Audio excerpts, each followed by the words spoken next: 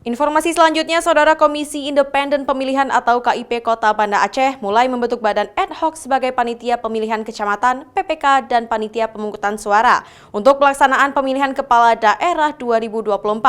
Perekrutan dan seleksi badan ad hoc dilaksanakan secara terbuka.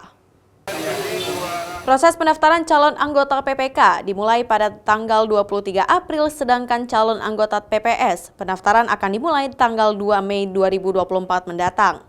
KIP Kota Banda Aceh akan menerima anggota PPK sebanyak 45 orang untuk 9 kecamatan dan 270 anggota PPS untuk 90 desa.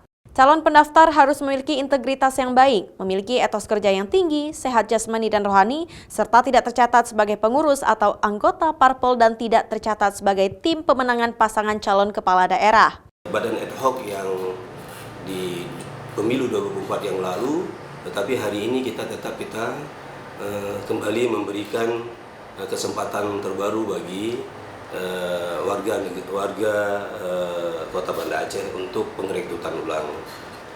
Jadi semua hal ini sudah kita lakukan sesuai dengan aturan yang ada, dan kita juga sudah memberikan sosialisasi dari semenjak 2 hari yang lalu terkait hal ini.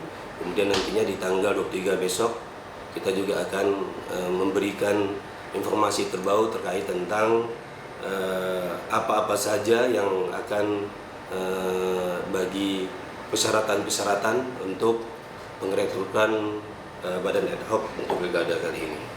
Semua warga diberikan kesempatan untuk mendaftar menjadi anggota badan ad hoc Pilkada Aceh 2024. Pendaftaran anggota badan ad hoc dilakukan secara online melalui sistem informasi anggota KPU dan badan ad hoc atau Siakba yang dapat diakses pada link www.siakba.kpu.go.id.